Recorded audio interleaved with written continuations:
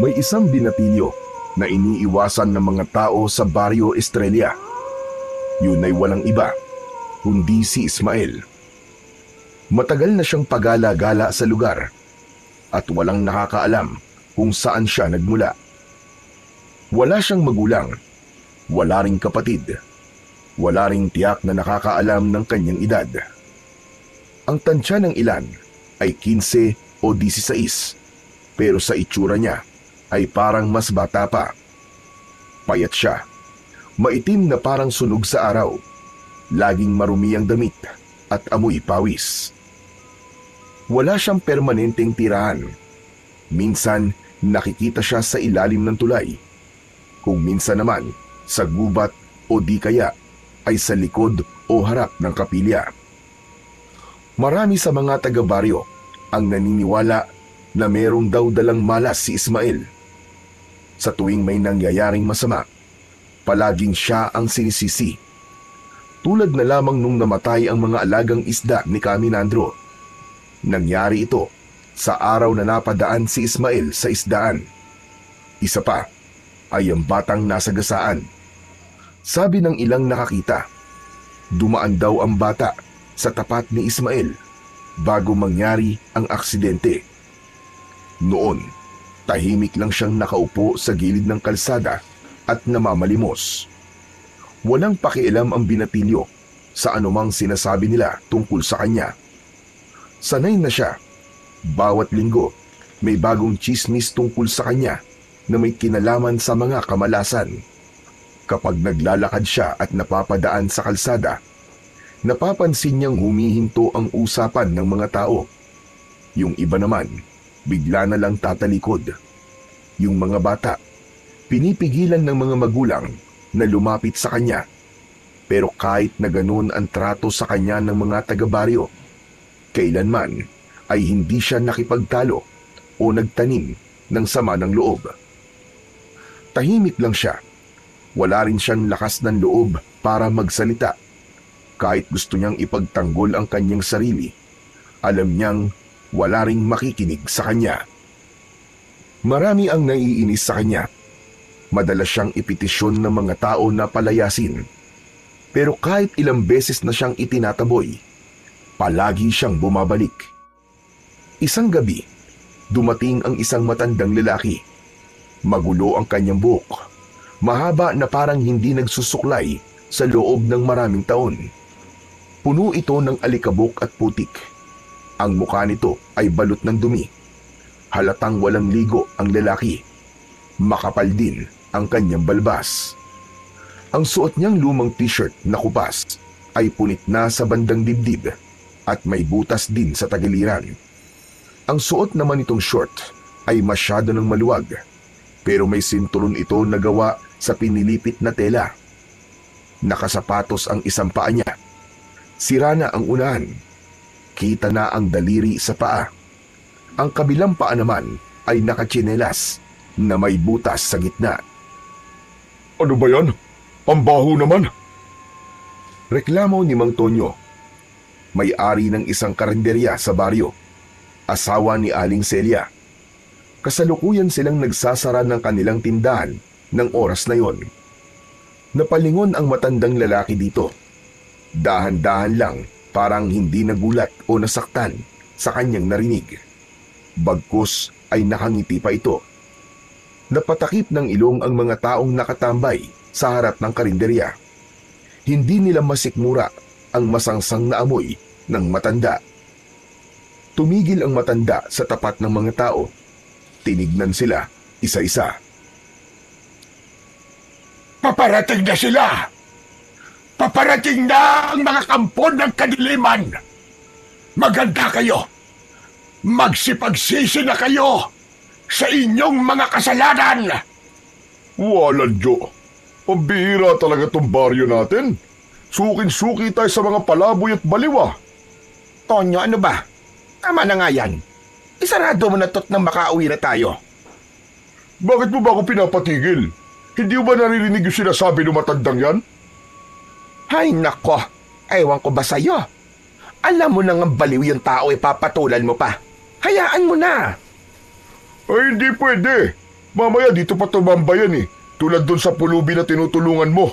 Kaya minamalas ang negosyo natin eh. Pambihira ka naman, oo? Ang dami-dami mo na namang sinasabi.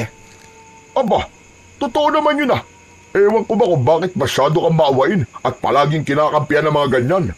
Wala namang pakinabang ang mga yan eh. Hoy, ano ka ba? Tumigil-tigil ka nga, Tonyo. Huwag kang ganyan magsalita sa kapwa mo. Halika na nga rito.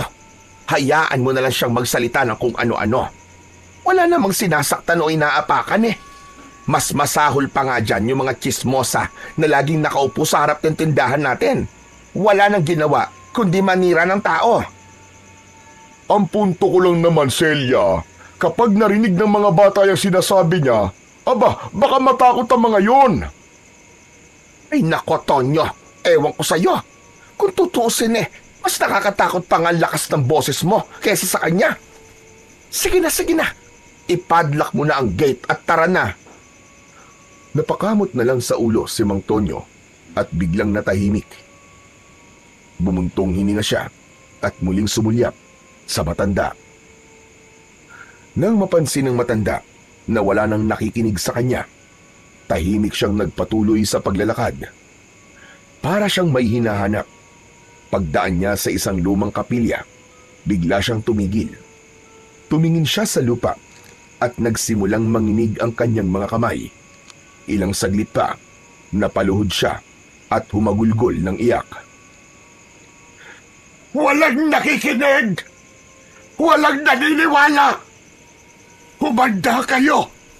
Anumang oras, magigising ang mga halimaw! Babalik ang mga nilalang na matagal nang ibinaon sa lupa! Maririnig niyo ang iyak nila! May paparating! May paparating na dilubyo!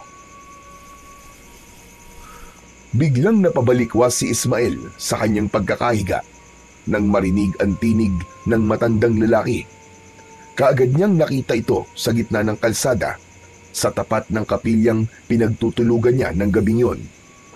Umupo ang binatilyo, tumingin sa matanda, tapos ay may kinapa sa kanyang bulsa.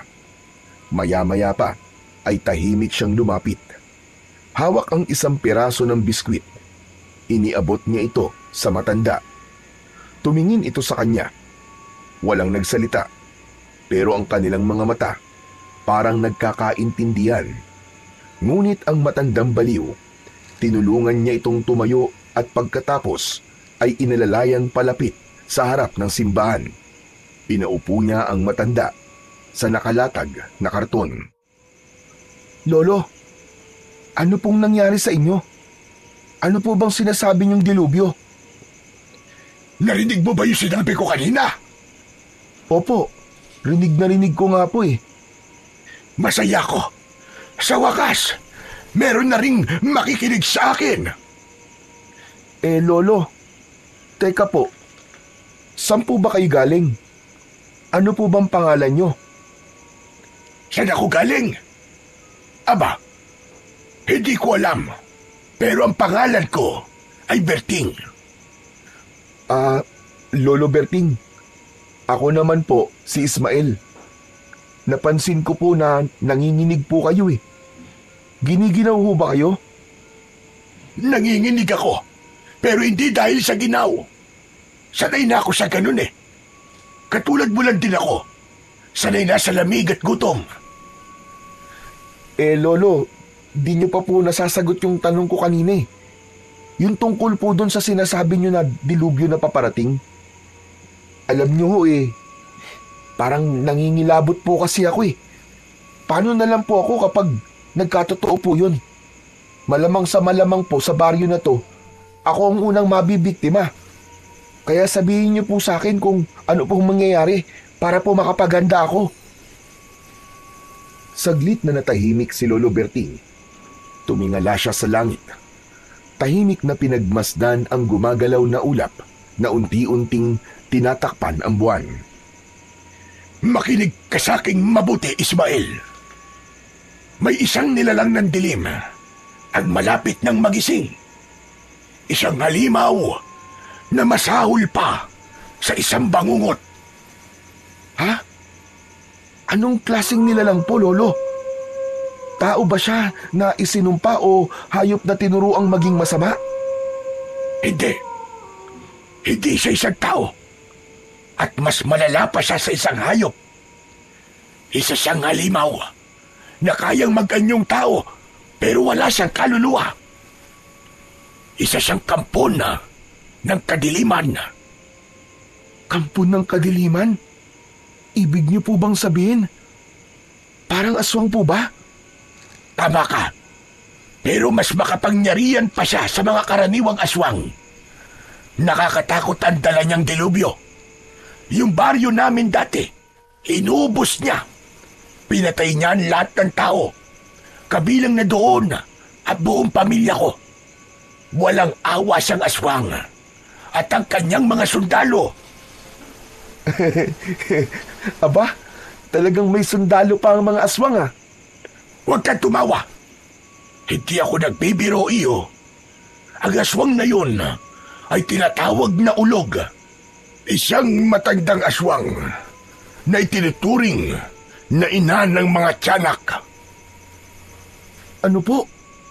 Ina ng mga tiyanak? Tama ka. Ang ulog ay hindi lang basta isang halimaw. Isa siyang matandang babae na may alam na sinaunang orasyon. Isang dasal na galing pa sa lahi ng mga unang manggagaway. Sa pamamagitan ng orasyon na yon, kaya niyang pabangunin ang mga sanggol na hindi na ipanganak. Yung mga pinatay sa sinapupunan, yung mga isinakripisyo at mga naging biktima ng aborsyon na walang pangalan, walang libing, walang dasal. Yung mga pinabayaan. Grabe. Malakas pala't makapangyarihan ng isang ulog. Pambihira. Kung talagang kaya niyang bumuhay ng mga tiyanak, abay nakakatakot nga naman talaga. Lalo na dito sa baryo. Marami siyang mabubuhay na sundalo dito. Ano? Talaga? Paano mong nasabi? Isa po akong palaboy dito. Kung saan-saan po ako napapadpad dito sa baryo. Marami na po akong nasaksihan dito na kung tutusin, hindi ko na po sana dapat nakita. Ano naman ang mga yon? May isang bakanting lote po dun. Dun po sa may tabing ilog. Ginagawa pong tapunan ng mga ganon. Madalas nga po, itinatambak lang po na parang basura eh. Hindi pwede. Hindi pwede. Kung gano'n, ay mas manganganib ang baryo na ito. Dahil ang lugar na sinasabi mo, Utoy, perpekto yun sa ritual ng ulog. Kung gano'n, paano po natin mapipigilan ng aswang na yun sa masamang plano niya? Kailangan nating hanapin ang ngipin ng dragon. Ano po? Ngipin ng dragon? Lolo, totoo po ba yun? Akala ko po katang-isip lang po mga dragon. Hindi lahat ng alamat ay katang-isip, Ismael. Totoo ang mga dragon. Sa mga sinaunang kwento, ang dragon ay isang espiritu na may mahalagang tungkulin sa mundo ng mga patay. Ano pong ibig yung sabihin? Malalaman mo din sa takdang panahon. Kaya pala, walang nakikinig po sa inyo na ibang tao eh. Hindi po kapanipaniwala yung mga sinasabi nyo eh. Lolo Berting, kung totoo pong may dragon, sino po magpapatunay? Wala pa namang nakakakita ng dragon eh. Dahil hindi sila basta-basta nagpapakita. Pero maniwala ka, totoong-totoo sila. Dahil kung hindi sila totoo, paano namin napatulog ang ulog? Ay oo nga no. Paano niyo po natalo ang aswang? Nung gabing yon, desperado na kaming dalawa ni Mang Cardo, ang nag-iisang albularyo sa amin noon. Halos mawalan na kami ng pag-asa dahil nga halos lahat ng tao sa baryo ay napaslang na ng ulog. Nagpakita sa kanya ang isang gintong dragon. Wow! Ang astig po siguro nun, no? Grabe!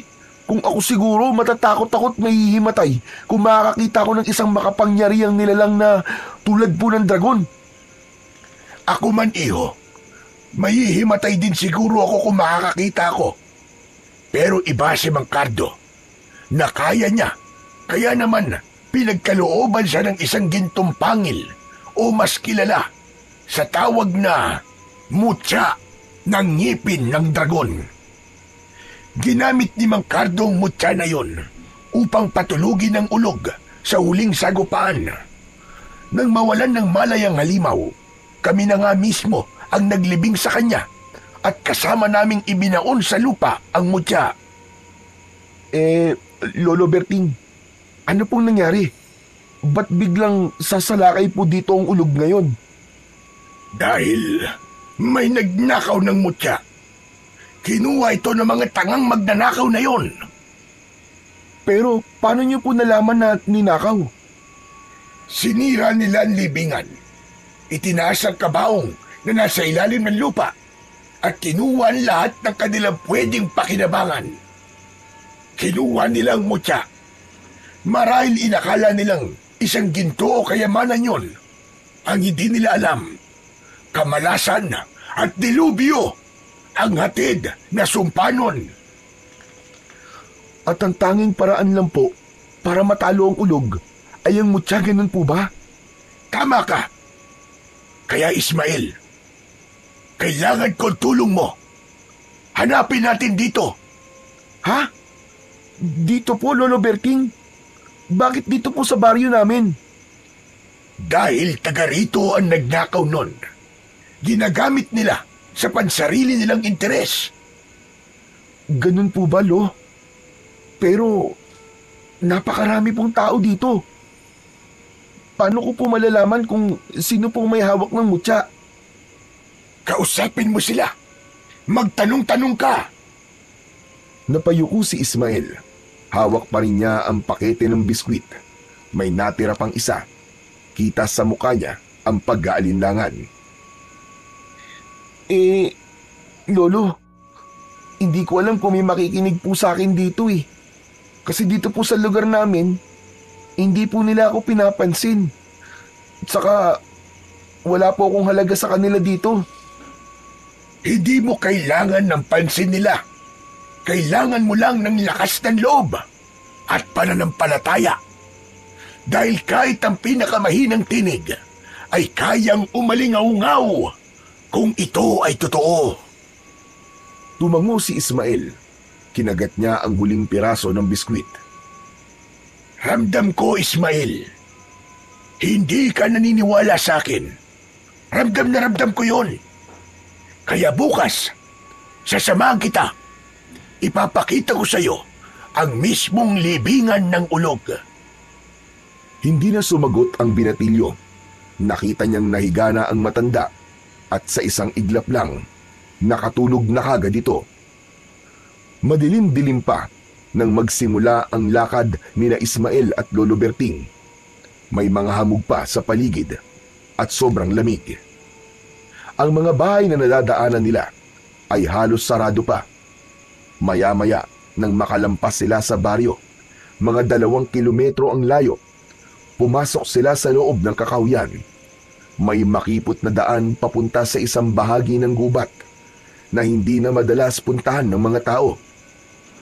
Tahimik sa lugar na yon at walang maririnig, kundi huni ng mga ibon at mga tunog ng sanga na kanilang naaapakan.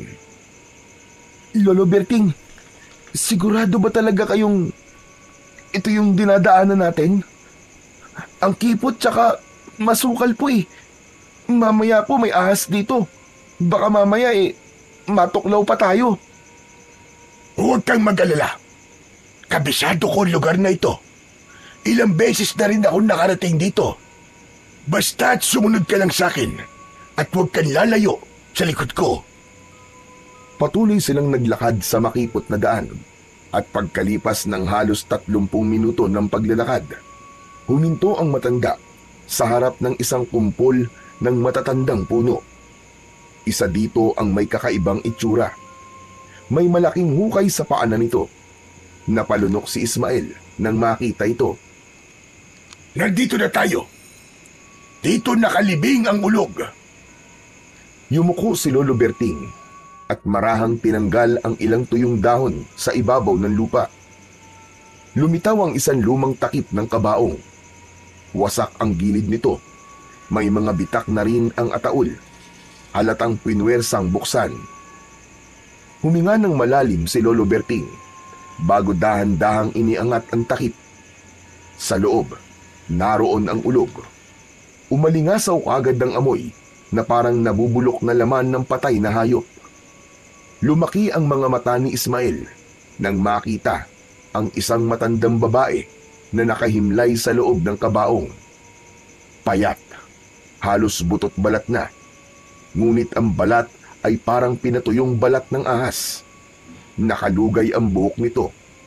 Maputi na lahat at magulo na animoy sapot ng gagamba. Ang mga kuko nito ay mahahaba, matalim at kulay itim. Ang kanyang mukha naman ay labis na nakapagbigay ng takot sa binatilyo. Ang isang mata kasi nito ay bahagyang nakadilat at kulay pula, habang ang isa naman ay nakasara, malalim at natuyo na. Parang nakain na ng uod. Naaagnas na rin ang gilid ng kanyang muka. Yan! Iyan ang ulog. Ang aswang na ina ng mga tiyanak. Tumango si Ismael. Nakatitig pa rin siya sa walang buhay na katawan ng aswang. Lolo Berting, may tanong lang po ko. Ano yun, Ismael? Sige. Kung ganito po kasama ang nilalang na to, bakit hindi na lang nyo sinunog ang katawan niya? Bakit hindi nyo na lang po tinapos ang lahat habang mahina pa siya? Wala naman siyang karapatang mabuhay, lalo na kung puro kasamaan lang ang dala niya. Hindi ganun kadali yun, Ismael. Ang ulog ay hindi basta-bastang nilalang. May laso ng katawan niya. Kapag sinunog mo yan, at sino mang makakaamoy ng usok ay siguradong matetepok. Hindi pwede ang karaniwang apoy. Dapat isang makapangyarihang apoy ang gamitin. Hala, grabe. Ganun po ba? Kung ganun talagang nakakatakot pala yan. Tama ka. At ayon sa kwento ng lolo ko noon, ang kanyang mga ninuno ay nakaengkwentro na din ng isang ulog. Sinunog nila ito, pero marami sa kanila ang sumuka ng dugo. Para daw silang sinasakal hanggang sa nawalan na ng hangin. Kaya po pala inilibing nyo na lang. Teka, bakit nyo nga po ba ako isinama dito? Dahil alam kong hindi sapat ang kwento lang iyo. Kailangan may makaalam ng totoo. Dahil kapag may nangyari sa aking masama, ikaw na lamang ang tanging pwedeng magpatuloy at magsabi sa kanila ng babala. Muling napatitig si Ismael sa matandang aswang.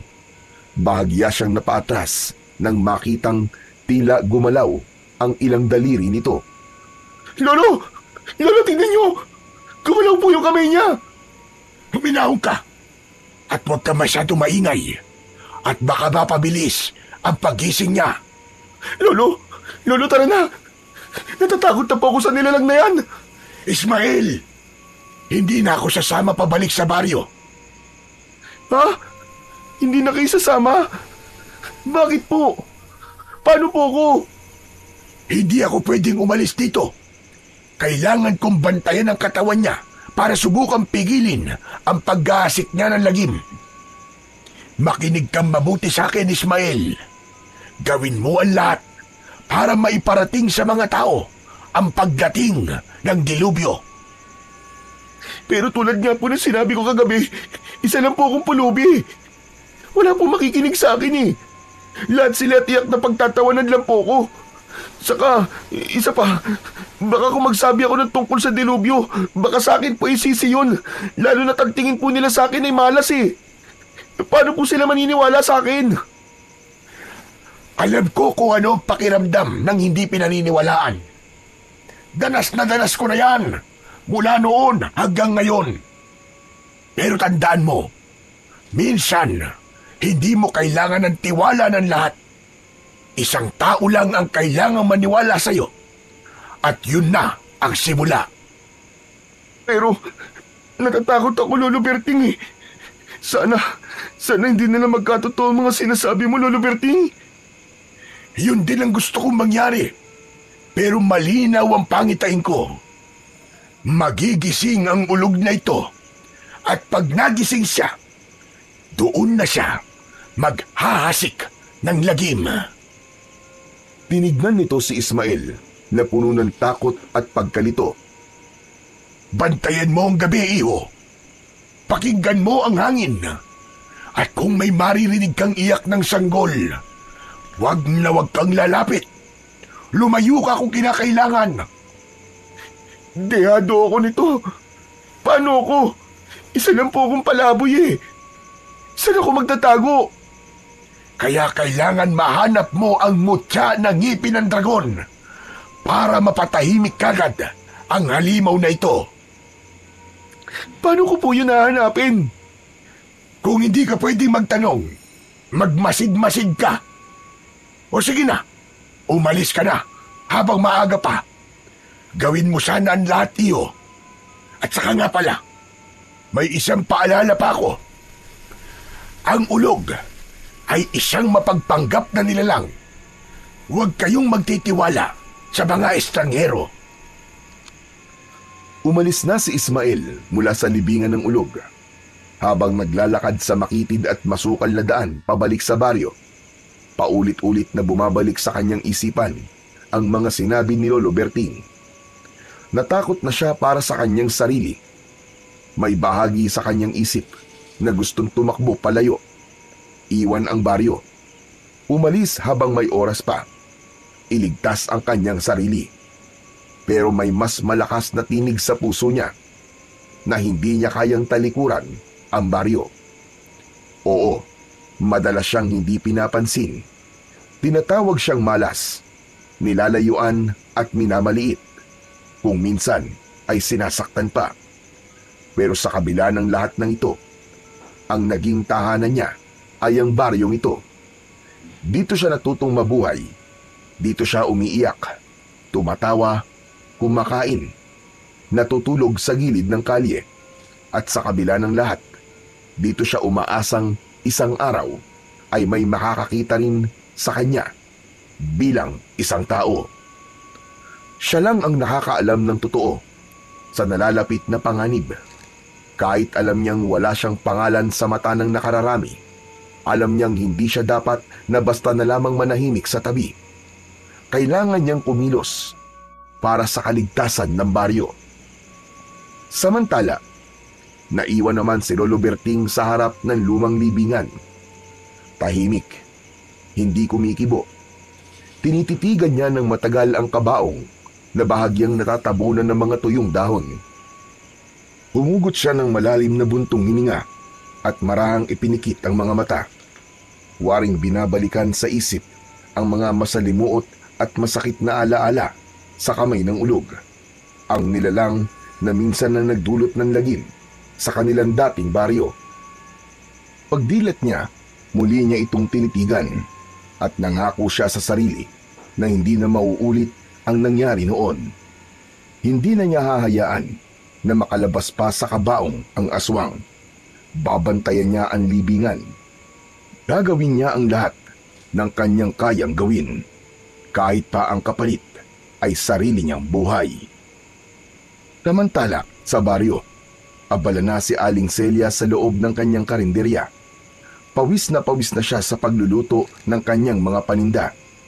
Wala pang 6:00, pero may ilang suki na ang dumarating para mag-agahan. Hindi niya masyadong maistima ng maigi ang kanyang mga suki dahil nalilito na siya sa dapat na unahin. Naiinis na rin siya sa asawa dahil tanghali na ito nagising. Kaya naman, nang pumasok ito sa kusina, hindi na napigilan ng ginang ang kanyang bibig. Aba, Tonyo, anong oras na? Akala mo ba'y madali ang mga trabaho ko dito? Ako na naman ang pinagagawa mo sa lahat. Ay nako, ang aga-aga nagsimula ka na naman. Sino ba kasing may gusto nito ha? Di ba ikaw naman?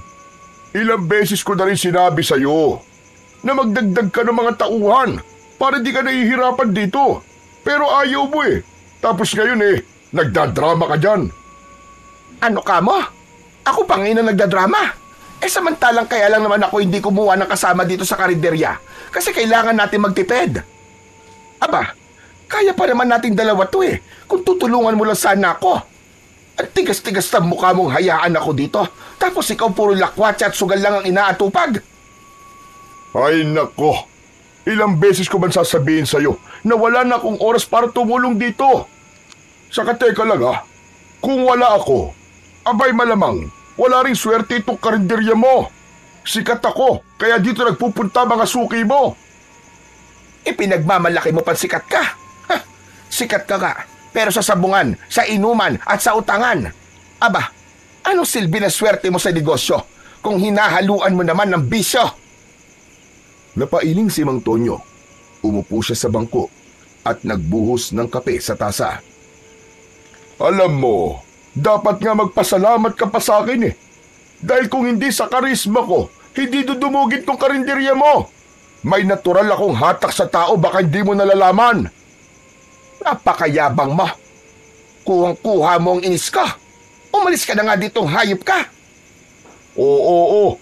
Chillax ka lang. Ikaw talaga, Celia, oo.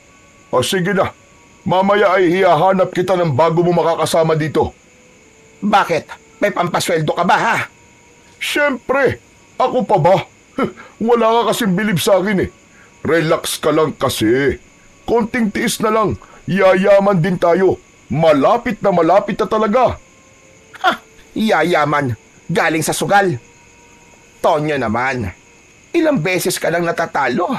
Tapos nababaon ka pa sa utang. Sino ba nagbabayad ng mga utang mo? Ako, hindi ba? Tapos hindi mo naman binabayaran kapag nananalo ka. Huwag ka nang mag-alala, Celia.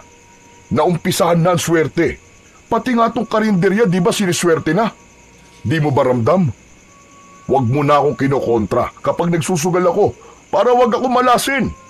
Kaka alam mo ba, na isahang tama ko lang. Itong karinderya mo, magiging restaurant to, maniwala ka. Sos! Ayan na naman.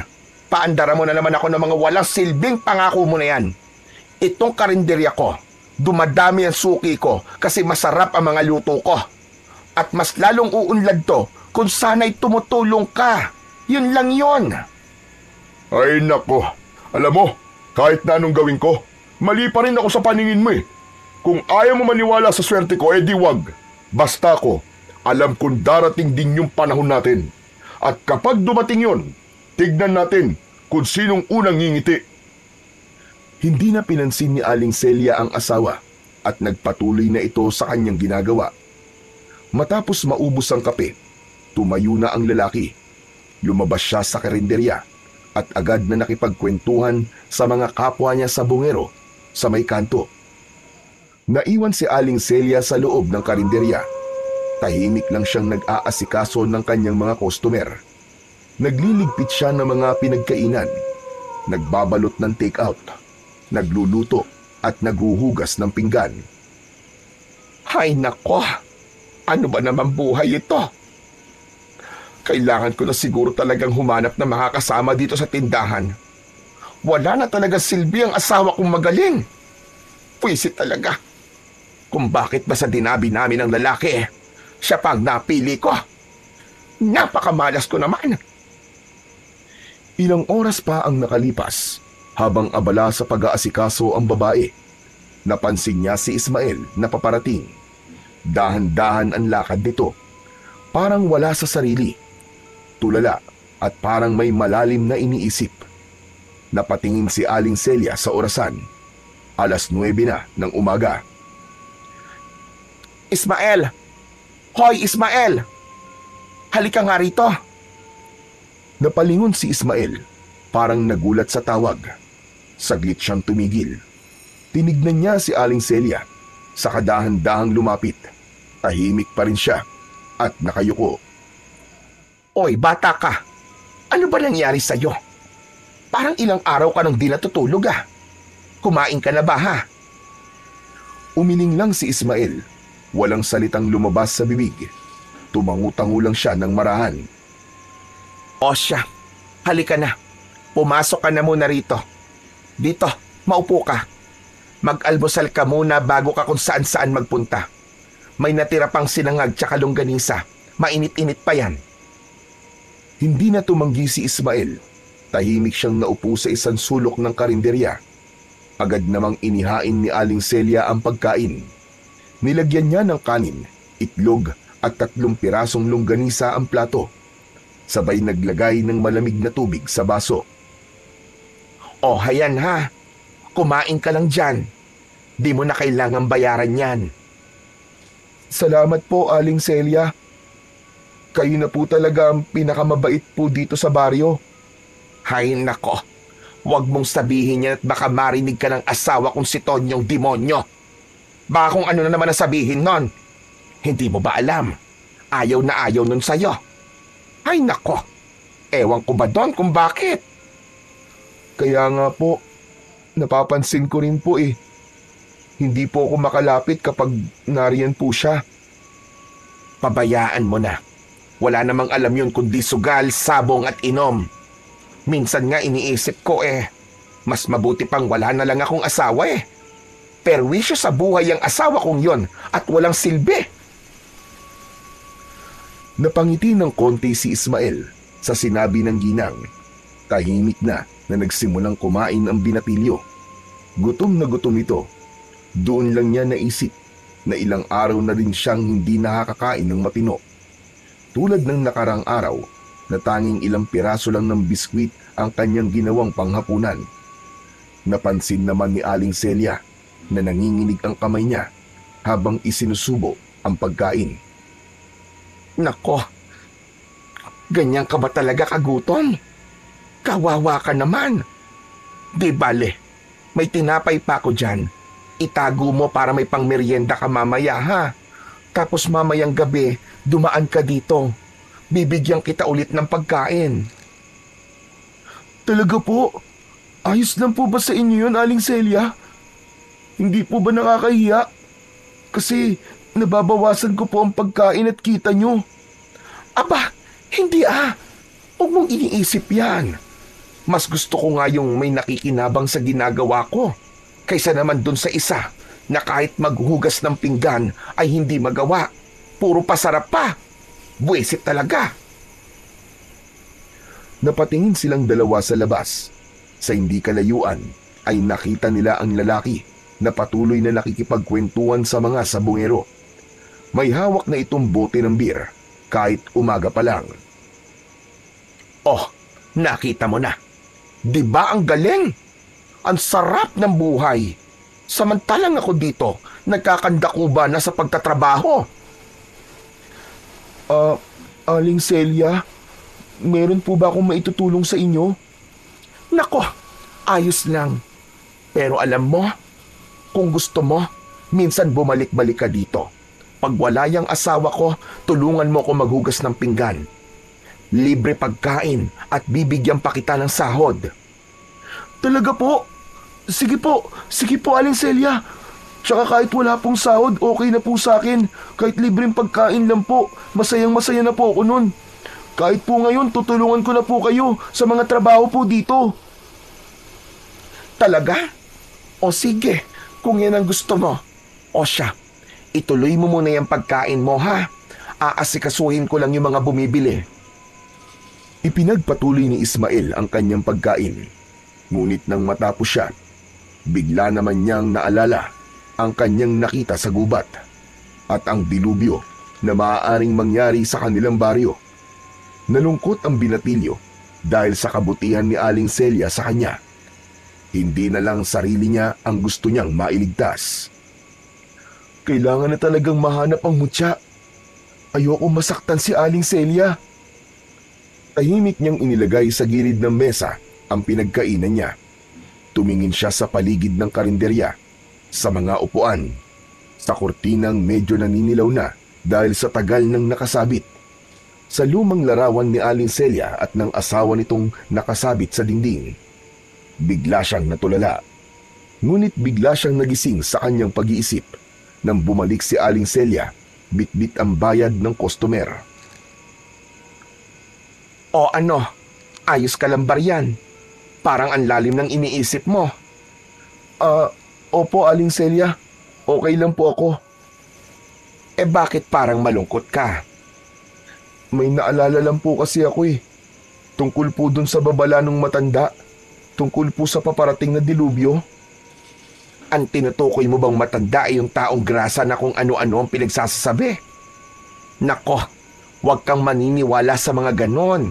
Kasi yung isip nila kung saan-saan nakakarating at namamasyal. Minsan, dala na lang din ng katandaan o gutom, kaya kung ano-ano na lang ang lumalabas sa bibig. Huwag mo nang masyadong intindihin yon, iho. Hindi po, Aling Celia eh. Hindi po siya matandang baliw. Nakausap ko po siya ng maayos kagabi at kanina po, meron po siyang pinakita sa akin. Mga bagay po na magpapatunay po na totoo nga po mga sinabi niya. At ano naman ang mga pinakita niya sa'yo? Aling Celia, isang lumang libingan po sa gitna ng gubat. Doon po ako galing kanina. Sabi niya po, doon nakalibing ang ulog na posibleng umatake dito sa baryo natin. Ano ka mo? Ulog? Opo, isa pong aswang. Eh di ba't sabi mo ay nakalibing na ang ulog na yan? Bakit ka nag-aalala? Eh patay naman pala. Aling Celia, ang sabi po niya sa akin magigising daw po ito. Kasi po, may nagnakaw po ng mutya ng ngipin ng dragon. Kailangan daw po itong mabawi at maibalik sa libingan para hindi po ito magising. Aba, nakakatakot nga naman yan, iho. Pero sigurado ka bang ulog ang nakita mo? Opo, Aling Celia. Nakakatakot nga po siya. Ang pangit po ng mukha niya. Parang halimaw. Parang kalahating ahas at kalahating tao. At kung totoo po na magising ito, lahat po ng tao dito mauubos po. Ganon kalakas ang aswang na yon? Opo, Aling Celia. Jesus Maria Josep, eh paano yan? Paano natin hahanapin yung mutya na yon? At saka, sigurado ba'y matanda na taga rito'y magnakaw? Opo, sabi niya nakita niya daw po ito sa kanyang mga pangitain. Kung ganon, tutulungan kita, Ismael. Hahanapin natin ang mutya. Talaga po? Naku, salamat po, Aling Celia. Totoo nga po pala yung sabi ni Lolo na hindi ko kailangan ng tiwala o paniniwala ng lahat kung may isang maniniwala. Yun na daw po ang simula. Ang lalim nun ah. Pero sandali, ano ba ang itsura ng mutya ng ngipin ng dragon? Mukha daw po itong pangil na matulis ang dulo. Kulay ginto daw po ito, Aling Celia. Kaya napagkamalan na may halaga nung magnanakaw. Kulay ginto.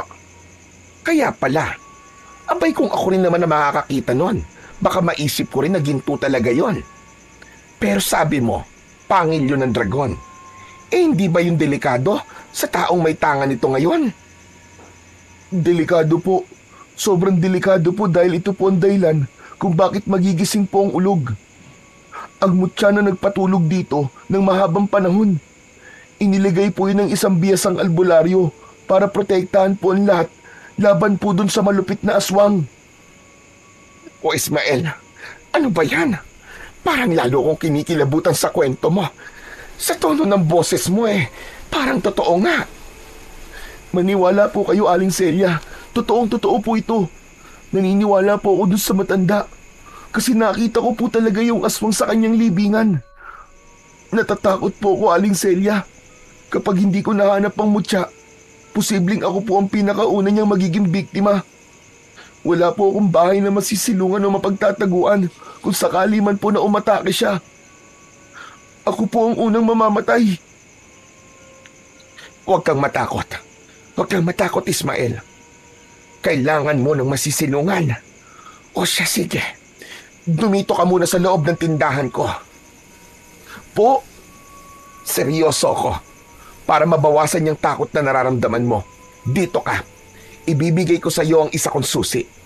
Mamayang gabi, kapag tahimik na, saka ka pumasok dito. Dito ka matulog. Maghahanda din ako ng hapunan mo. Ilalagay ko dun sa ref.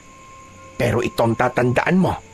Kailangan mong lumabas ng maaga o madaling araw pa lang para walang makakakita sa iyo, ha? Para hindi ka makita ng asawa kong inutil. Alam mo na, malaking problema yon pag nagkataon. Naku, maraming salamat po, Aling Celia. Hindi ko po alam kung paano ko po kayo mapapasalamatan. Ang bait-bait niyo po talaga sa akin. Ay nako, wala yon iho. Huwag mong isipin yon. Ginagawa ko to kasi alam kong mabuti kang bata. Hindi mo rin naman ginusto na maging ganyan ang buhay mo, hindi ba? Kundi lang sana tarantado ang asawa ko aampunin na kita Ayos lang po yun, Aling Celia. Sanay na rin naman po ako sa buhay sa lansangan. Malaking bagay na po itong ibinigay niyo sa akin. Napakabait niyo po. Ngumiti si Aling Celia. May dinukot ito sa kanyang bulsa. Isang lumang susi. Inabot niya ito ng palihim kay Ismael. O ayan ha. Gamitin mo yung susi na yan kahit na anong oras mo gustong pumunta dito. Basta tahimik ka lang ha. Huwag kang magkakalat. Huwag kang mag-iingay. May maliit akong kwarto sa bodega. Doon ka matulog kung gusto mo. May banig at kumot doon. Maraming salamat po talaga, Aling Celia. Saka nga pala, huwag kang mangangalikot dito ha. Ayoko ng problema.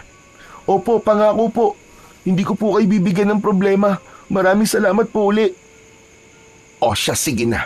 Bumalik ka na lang ulit mamayang tanghali kasi sigurado ko na nasa sabungan na naman ang asawa ko. Tulungan mo ko sa mga gawain ko dito, ha? Opo. Tumango si Ismael nang makaalis sa harap niya ang babae na pangiti siya. Sa simpleng kabutihan nito sa kanya, nagkaroon siya ng pag-asa. Nabawasan kahit papano ang takot niya. Samantala, habang inililigpit ni Aling Celia ang mga plato sa ibang mesa, panay ang sulyap niya kay Ismael. Hindi man niya aminin, pero may kung anong kaba siyang naramdaman nang marinig mula sa binatilyo ang banta ng ulog. Minsan na niyang napakinggan ng kwento tungkol dito, pero matagal ng panahon yun, kaya medyo nakalimutan na niya. At kung hindi lang pinaalala ng bata ang tungkol dito, hindi pa niya maaalala ang minsang naikwento sa kanya ng kanyang lolo. Napakagat labi siya. Hindi na lang si Ismael ang kinakabahan, kundi pati siya. Samantala, pagdating ng tanghali, nasa sabungan si Mang Tonyo. Maingay ang lugar, amoy pawis, sigarilyo at alikabok. Nasa isang sulok si Mang Tonyo, may hawak na manok habang nakaupo sa bangko. Dumaan ang tagabantay ng sabungan at napansin siya. Aba, Mang Tonyo, andito ka na naman.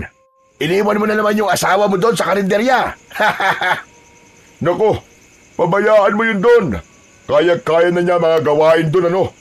Marunong yun sa lahat eh. Ako, dito ako kailangan. Dito ang swerte ko eh. At dito maraming pera. Iba ka talaga. Kung sa bagay, ilang araw ka na siniswerte Sana all. Lahat ng pusta mo, paldo. Aba, syempre. Akin lahat ng swerte. Kaya't magdididikit ka sa akin. Kaya nga para kang may agimat. Aba, anong agimat? Wala. Wala akong agimat. Anong pinagsasabi mo? Swerte lang talaga ako. Tumawa si Tonyo, sabay lakad papunta sa gitna ng sabungan, habang patuloy ang tawanan at sigawan ng mga tao. Kinagabihan, matapos ang maghapong pagtulong sa karinderya, napaupo si Ismael sa tabi ng kalan. Tahimik na ang paligid. Wala na ang mga suki. Wala na rin ang amoy ng nilulutong ulam. Tapos na rin siya sa maghapong hugasin. Lumapit sa kanya si Aling Celia na may hawak na plastik ng mga panindang natira. Ismael, mauuna na ako ha. Uuwi na muna ako sa bahay. Pakicheck na lang itong pinto sa likod ha. Yung mga kaldero, bukas na lang linisin. Magpahinga ka na rin. Alam kong pagod ka na, iho.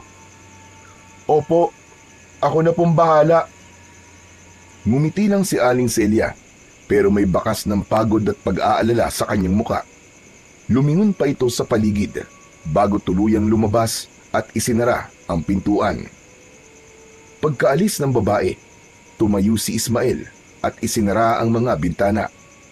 Tahimik na niyang pinatay ang ilaw sa loob, maliban sa isang maliit na bumbilyang nakasabit sa may kusina.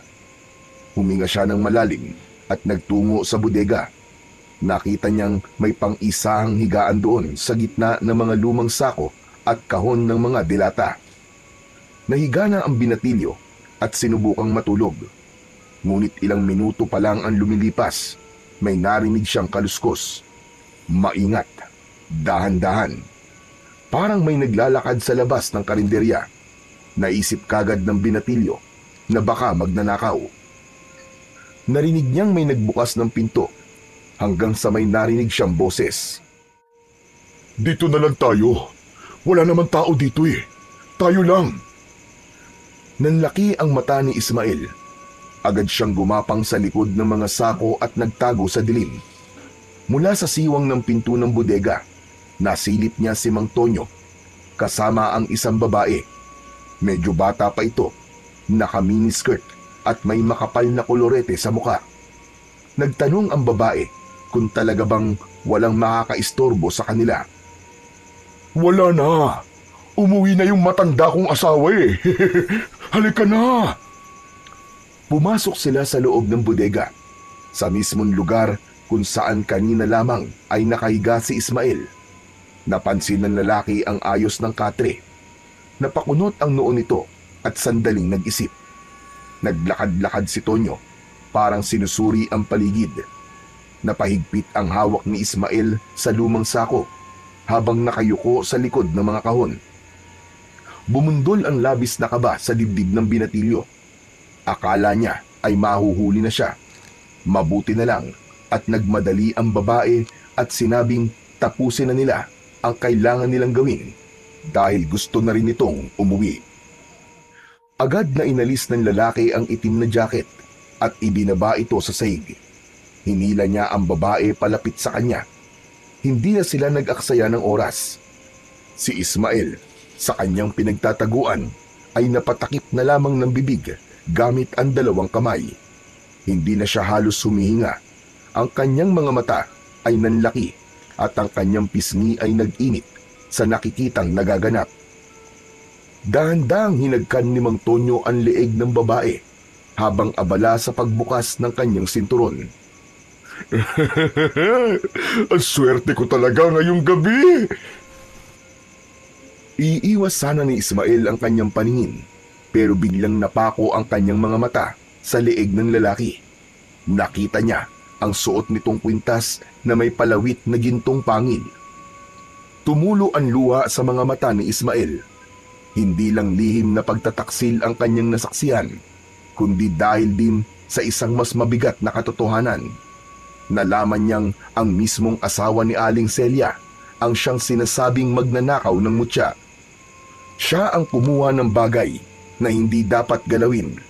At ngayon, alam ni Ismael na ito ang magiging dahilan kung bakit muling magigising ang halimaw na matagal nang natutulog. Maya-maya, unti-unting bumagal ang kilos ng dalawa, parang hinahabol ang hininga, hanggang sa tuluyang humiga si Tonyo habang pinupunasan ng noo. Tumayo ang babae, isinuot nito muli ang kanyang damit at kinuha ang perang iniabot ng lalaki. Ayos. O paano? Gaya ng dati ha. Sa susunod ulit, text mo lang ako. Tumango ang babae bago lumabas. Nanatili si Tonyo sa higaan. Nakapikit, nakangisi. Maya-maya ay umupo ito at kumuha ng yosi sa bulsa at sinindihan ito. Si Ismael sa kanyang pinagtataguan ay nanatiling hindi gumagalaw. Nanginginig siya sa galit at inis. Hindi niya maintindihan kung bakit kailangan gawin ito ng asawa ni Aling Celia. Maya-maya ay nakita niyang tumayo si Mang Tonyo at lumabas na ng bodega. Madaling araw nang lumabas si Ismael sa karinderya. Hindi na siya nakatulog ng gabing yun. Medyo lumayo siya ng konti sa tindahan at doon ay inabangan niya si Aling Celia. Nag-iingat na din siya na makita ni Mang Tonyo kung sakali man na dumating na ang mag-asawa. Maya-maya lang ay nakita na niya si Aling Celia na paparating. May mga bitbit na itong isang basket ng mga pinamili sa bayan. Agad niyang sinalubong ang babae at tinulungan. Nang mailapag na nila ang mga ito sa loob, kaagad na nagbukas ng usapan si Ismael. Aling Celia, pwede ko po ba kayong makausap? May kailangan po akong sabihin tungkol po kay Mang Tonyo. Bakit? Anong meron, Ismael? Kagabi po, nakita ko po siya eh. May kasama po siyang babae sa bodega. Ano ka mo? Babae? Abay, anong ibig mo sabihin? May babae po siyang dinala dito kagabi. Nakita ko po silang dalawa na may ginawa pong kababalaghan. Hindi. Hindi totoo yan, Ismael. Oo, lasinggero at sugaro lang asawa ko. Pero hindi niya ako lulukohin. Tigilan mo yung ginagawa mo, ha? Huwag mong sisiraan ang asawa ko. Hindi ko po siya sinisiraan, Aling Celia. Nakita ko pa nga po na binigyan niya po ng pera yung babae. Aling Celia, mukhang matagal na po nilang ginagawa yun sa inyo. Kasi parang wala lang po sa kanya ang lahat eh. Parang sanay na po. Tama na. Tama na, Ismael. Tama na. Wala kang karapatan na sabihin yan sa akin. Pero tinulungan kita kasi naaawa ko sa'yo. Tapos ganito ang igaganti mo. Sisiraan mo ang asawa ko sa akin. Sisirain mo ang pamilya ko. Hindi ko po intensyon yun. Sinasabi ko lang po ang totoo. Ayoko po kayo masaktan. At sa palagay mo, hindi ako nasasaktan sa mga sinasabi mo ngayon? Masakit to, Ismael. Hindi mo alam kung anong pinagdadaanan ko araw-araw. Pinanghahawakan ko na lang ang konting respeto na meron pa sa amin ni Tonyo. Tapos ngayon, sasabihin mong may babae siya. Aling Celia, nakita ko po talaga. Kitang-kita po ng dalawang mga mata ko. Hindi po ako nag-iimbento lang. Nakita ko po sila. Tama na. Tigilan mo na yan. Hindi ko na kaya. Napaupo si Aling Celia sa bangko habang hawak ang dibdib at nanginginig ang luha sa mga mata. Bakit kailangan kong malaman ito sa ganitong paraan? Pasensya na po kayo, Aling Celia. Gusto ko lang po talagang ipaalam sa inyo kasi ayoko pong makita kayo na niloloko po ng inyong asawa. Hindi po to para guluhin kayo. Okay lang, iho. Nabigla lang ako kasi sa'yo ko pa maririnig yan. Alam mo, matagal ko na rin naman nararamdaman na may mali. Pero pinipikit ko na lamang ang mga mata ko. Nilulunok ko na lang. Iniisip na baka guni-guni ko lang yung nakikita kong pagbabago sa ugali niya. Palagi kong sinasabi na baka pagod lang siya o baka stress lang sa pagsusugal niya. Pero tama pala ang hinala ko noon pa. Totoo palang may kinakalantari ng ibang asawa ko. Kasalanan ko siguro to. Marami na siguro akong pagkukulang sa kanya. Wala po kayong kasalanan, Aling Celia. Wala po kayong ginagawang masama. Ang sakit-sakit lang, Ismael. Dahil lahat ng sakripisyo ko, parang wala lang. Yung bawat timpla ko ng kape tuwing umaga, yung pagtitiis ko sa pagiging lasing niya, yung paglalaba ko ng marurumi niyang damit kahit amoy alak at sigarilyo, lahat yun, parang tinapon lang niya. May isa pa po pala akong nakita, Aling Celia. Ano, Ismael? Nakita ko pong nasa kanya po ang mutya ng ngipin ng dragon. Ano ka mo? Bakit nasa kanya yun? Huwag mong sabihin. Opo, Aling Celia. Siya po yung nagnakaw sa mutya. Bakit niya gagawin yun? Paano? Hindi eh. Imposible yun, Ismael. Hindi gagawin ni Tonyo ang magnakaw lalo pat galing sa hukay. Numero unong matatakutin ng taong yun eh. Pero nagsasabi po ako ng totoo, Aling Celia. Tulungan niyo po akong makuha yun sa kanya. Kapag hindi natin nakuha ang mutya, wala na pong pag-asa. Magkakagulo po sa buong baryo. Marami ang mamamatay. Dahil posibleng anumang oras po ay magigising na po ang halimaw. Ismael, patawarin mo ko. Pero hindi ko alam kung kaya kong kunin yun kay Tonyo. Iba ang asawa ko. Kapag may ginawa kong hindi niya gusto, sinasaktan niya ako. Aling Celia, kung hindi natin mapipigilan ng aswang, maraming mamamatay. Hindi lang po ako. Baka pati kayo at lahat po ng kumakain sa karinderya nyo, lahat po ng mga bata. Baka pati ang anak nyo, mapahamak. Hindi ko alam kung kaya ko. Pero sige, susubukan ko, Ismael. Salamat po. Pangako, kapag nakuha na po natin ang mutya, magiging tahimik na rin po ang lahat. Pero kung sakali man po nahuli na ang lahat, asahan po nyo na poprotektahan ko po kayo. Hindi ko po kayo pababayaan, Aling Celia. Salamat, iho. Pero sinasabi ko na sa iyo ngayon, mahirap tong gagawin ko. Sana hindi lang to basta kwento, ha? Opo, hindi ko po kayo niloloko. Saglit silang nagkatitigan, parehong may takot sa kanilang mga mata. Habang tahimik na nag-iisip si Aling Celia at si Ismael ay may narinig na kaguluhan sa labas. Una, may hinang yabag. Pagkatapos mga boses, paunti-unting lumalakas. Nagkatinginan silang dalawa. Lumapit sila sa bungad ng karinderya at mula roon, nakita nila ang ilang tao na nagtatakbuhan. May nagsabi sa kanila na may namimigay daw ng regalo. Napakunot ang noo ni Ismael. Sa gitna ng kalsada, tanaw niya ang kumpulan ng mga tao. Karamihan ay mga matatanda at bata. Sila ang unang pinuntahan ng dayo. Tuwang-tuwa ang mga ito na nakatanggap ng ayuda. Regalo? Halika, Ismael. Tignan natin. Sumabay sila sa agos ng mga tao hanggang sa marating nila ang gitna ng kumpulan. At doon, nakita nila ang tinutukoy ng mga tao. Isang magandang babaeng dayo. May dalang basket na puno ng mga pagkaing tinapay, prutas at ilang sobre. Lahat ng matatanda at batang lumalapit sa kanya ay may natatanggap. Para siyang diwata sa mata ng mga tao. Grabe! Ang ganda-ganda naman niya. Parang artista. Pero si Ismael hindi mapakali. Kahit mabait at maganda ang itsura ng babae sa kanyang harap, ay may kutob siyang hindi maganda dito. May naaamoy siyang kakaiba.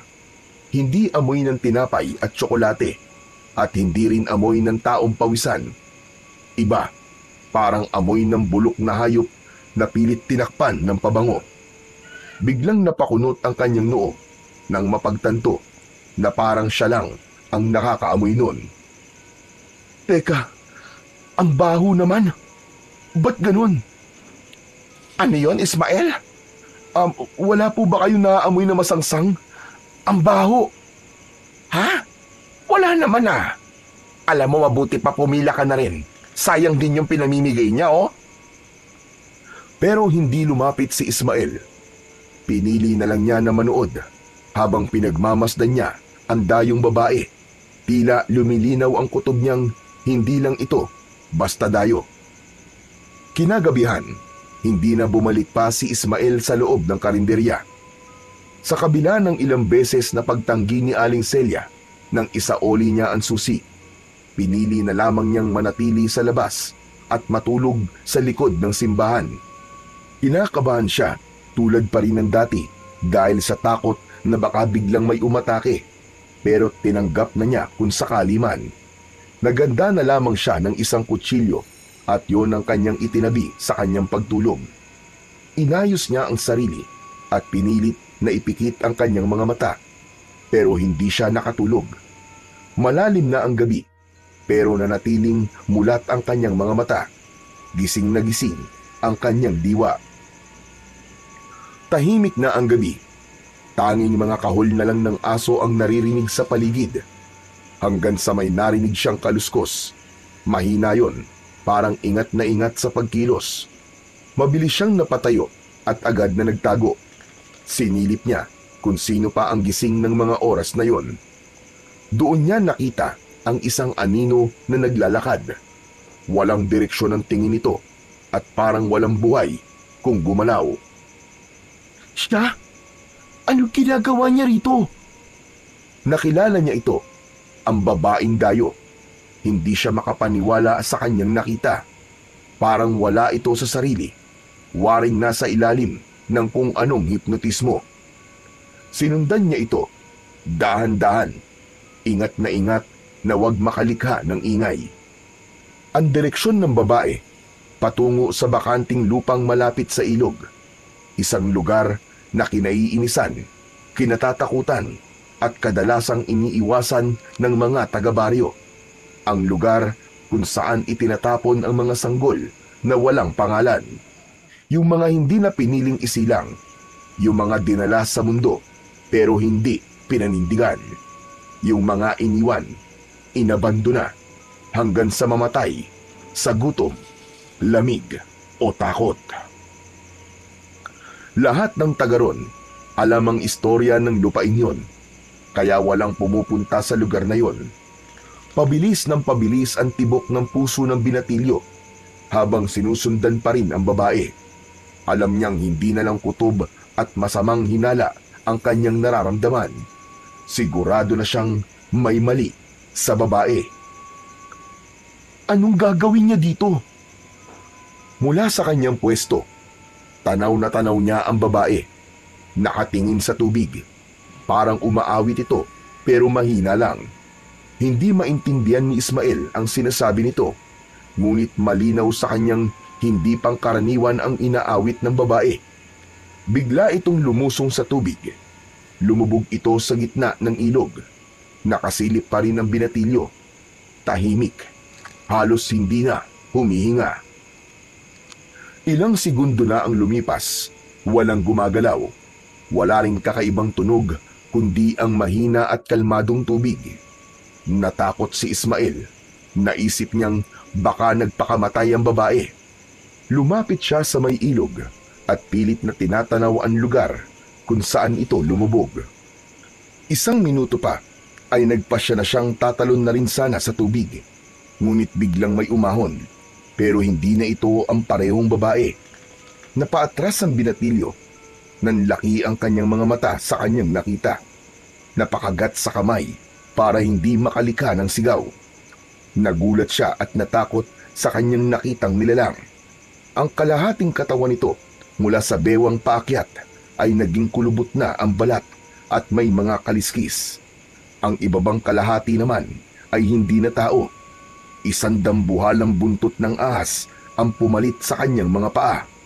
Makapal, madulas at kumikislot sa tubig. Nakatalikod ito sa kanya. Nanginig ang mga tuhod ni Ismael pero pinilit niyang humakbang palayo sa nilalang. Muli siyang nakapagtago sa likod ng isang puno. Ang babae sa kanyang paningin ay tila isang nilalang na mula sa alamat. Kalahating babae, kalahating ahas. Sigurado na siya, ito na nga ang ulog na ipinakita sa kanya ni Lolo Berto na dating nakalibing sa gubat. Hindi maaari ito. Gising na siya. Gising na ang ulog. Napatitig si Ismael sa aswang na nasa kanyang harapan. Nakita niya itong kumilos. Itinaas ang kamay nito sa langit at muling bumigkas ng isang dasal. Ang tinig nito ay malalim at parang may sumasabay na di lang dalawang tinig kundi marami. Parang boses ng ilang kaluluwang sabay-sabay na nagdarasal.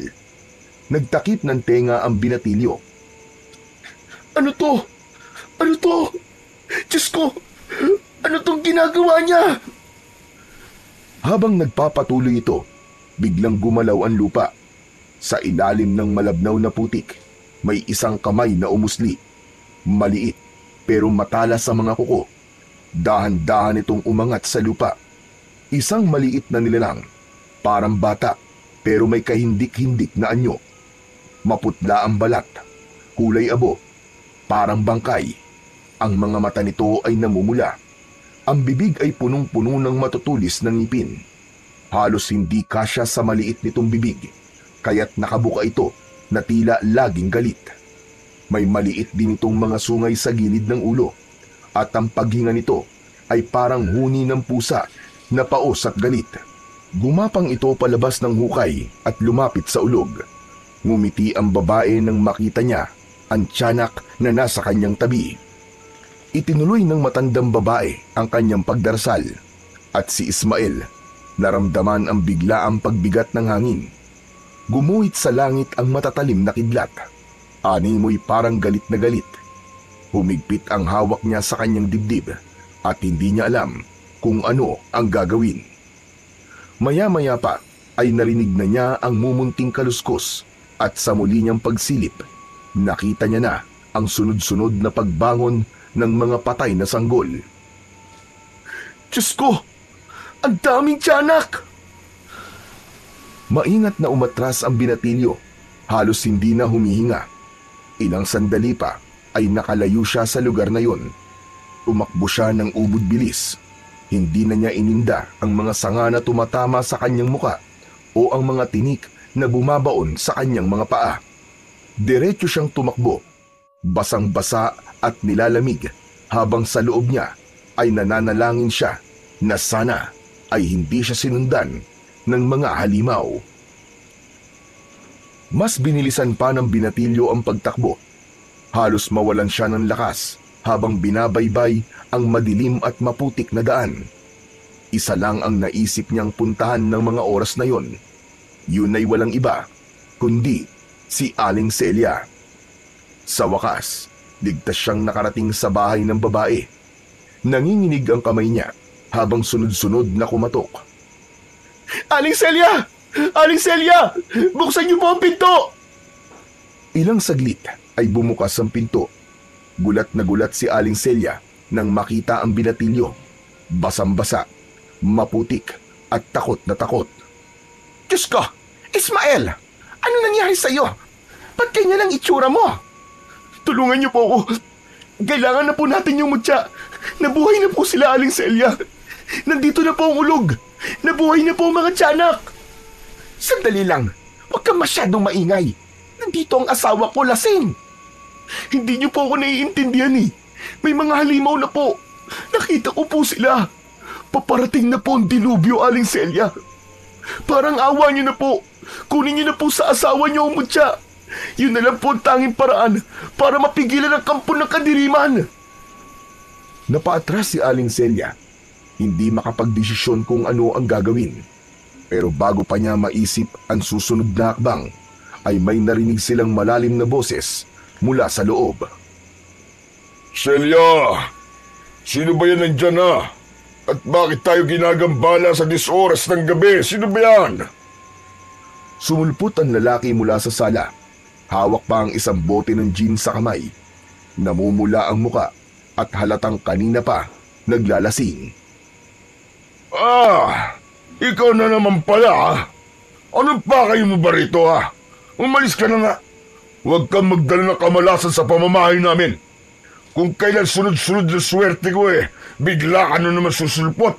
Baka dahil sa'yo, matigil ang lahat ng biyayang dumarating.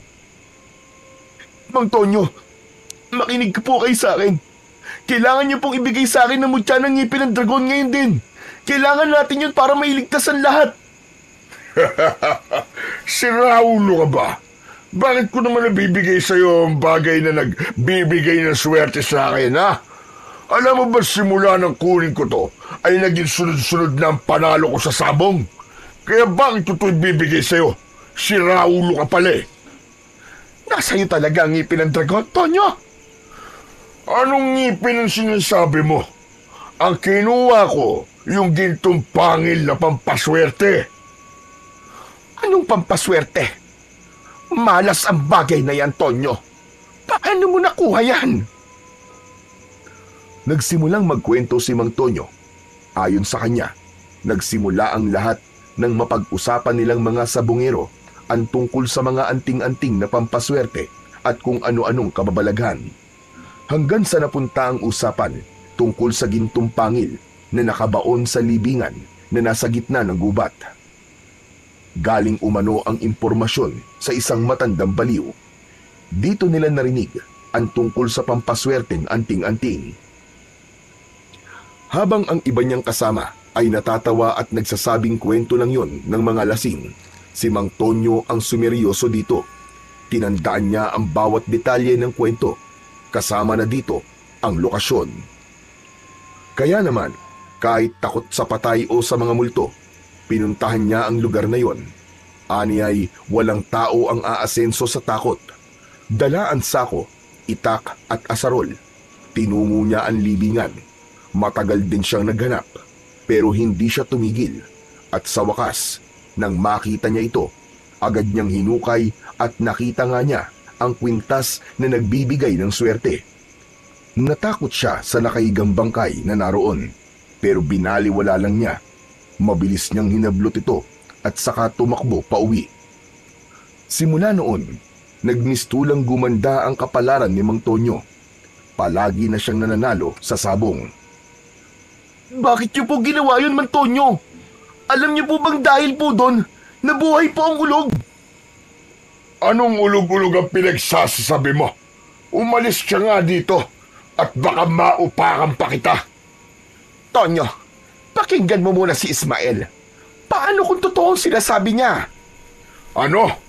Ikaw din, naniniwala ka sa pulubing baliw na yan? Wala kang magulang yan eh. Tapos ngayon, wala na ring utak. Totoo po ang sinasabi ko, Manong Tonyo. Nung kunin niyo po ang mutya na yan, na wala ang kapangyarihang pumipigil sa alimaw na magising. Ngayon bumangon na siya. Naroon siya sa bakanting lote, doon sa tabing ilog. Nakita ko po mismo. Yung babaeng kalahating ahas. Binuhay niya po ang mga sanggol na nakalibing doon. Yung mga sanggol na naging mga tiyanak. Ibigay niyo na po sa akin ang mutya. Parang awa niyo na po. Nanganganib tayong lahat. Nanganganib po ang buong baryo. Ano ngayon kung totoo? Anong kinalaman ko dyan, ha? Kung may kakayahan ang mutya na to na proteksyonan ang sarili ko, aba hindi mas lalong hindi ko to ibibigay sa'yo. Ano ko, Hilo? Ano naman magagawa mo? Isa ka lang binatilyo na wala silbi. Pulubi ka lang. Aba, sandali lang naman, Tonyo. Huwag ka naman ganyan magsalita sa kanya. Ano ka ba naman, Celia? Huwag mo lang ipagtanggol ang siraulong yan. Kanina ka pa.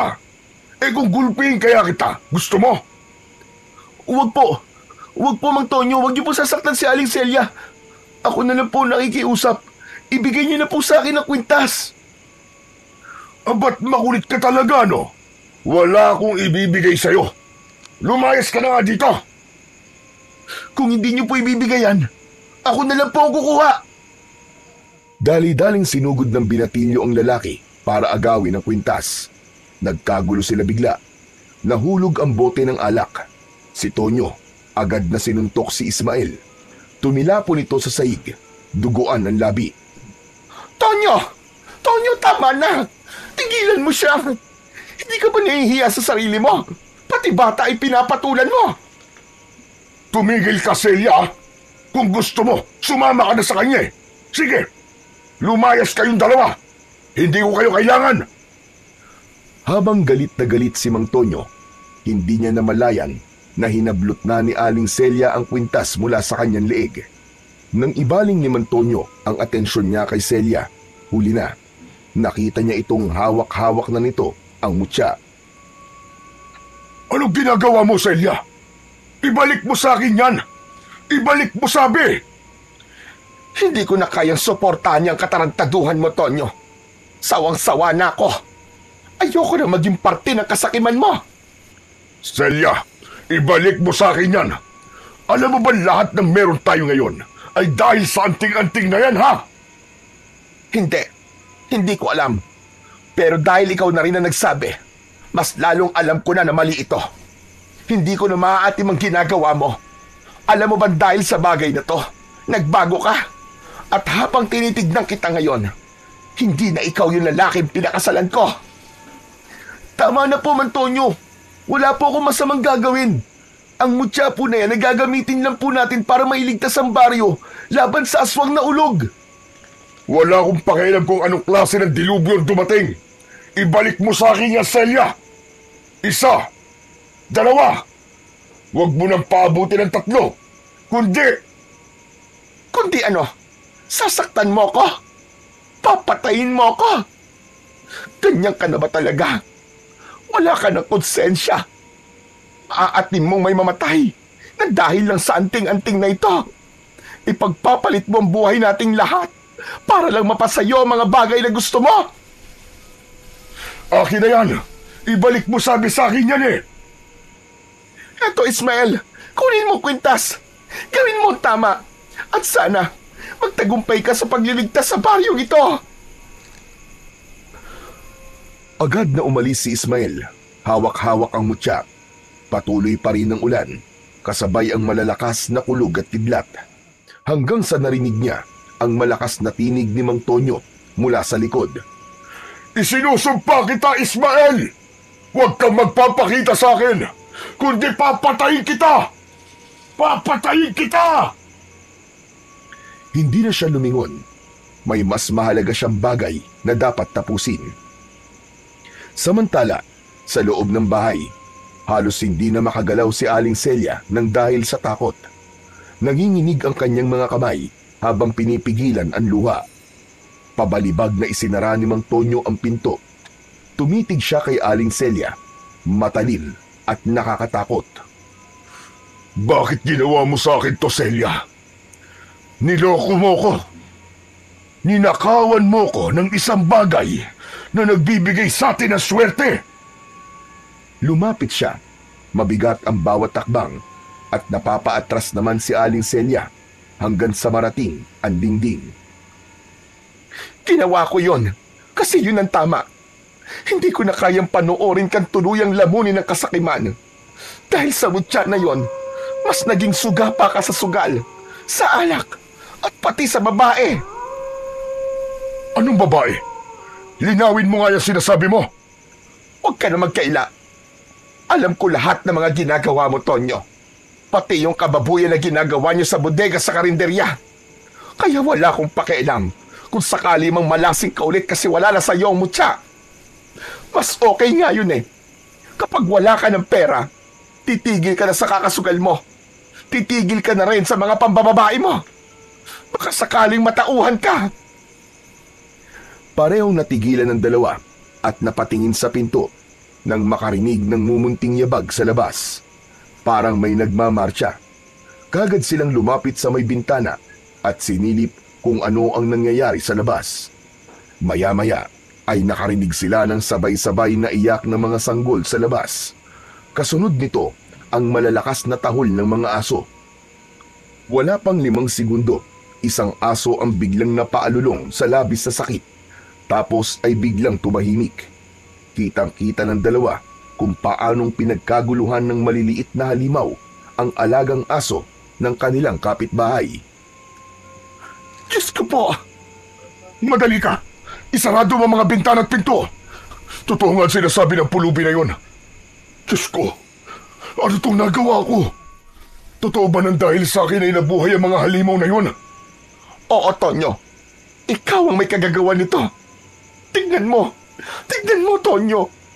Tignan mo mga halimaw na nasa labas. Nang dahil sa iyo, nanganganib na ang buong baryo. Biglang may malakas na kalabog sa pintuan. Parang may maliliit na katawan na pilit na umaakyat at kumakalmot sa dingding ng kanilang bahay. Kinakalampag din ng mga ito ang kanilang bubong. Umiyak ang kanilang anak nang marinig ang nakakatakot na ingay na yon. Lumabas ito ng silid at niyakap ang kanyang ina. Huwag kayong maingay. Sisiguraduhin kong walang masamang mangyayari sa atin ngayong gabi. Diyan lang kayo at kukunin ko lang ang itak ko para kahit papano ay may panlaban tayo kung sakali mang makapasok sila. Matapos kunin ang itak sa kusina, siniguro na din ng lalaki na nakasara at nakakandado ang mga bintana at pinto ng kanilang bahay. Maya-maya pa ay tumigil din ang ingay.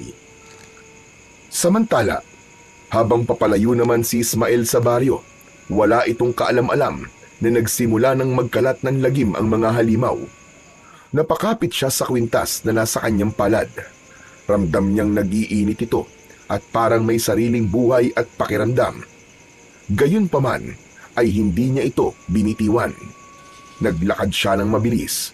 Kahit madilim ang paligid, ay tinuntun niya ang gubat kung saan sila huling nagkita ng matandang baliw. Ngayong buhay na ang ulog at ang mga kampo nito, alam niyang ang matandang lalaki lang ang maaaring makatulong sa kanila dahil ito lang ang nakakaalam kung paano gamitin ang mutya at kung paano matatalo ang mga halimaw. Ngunit pagdating niya doon, hindi niya nakita ang matanda.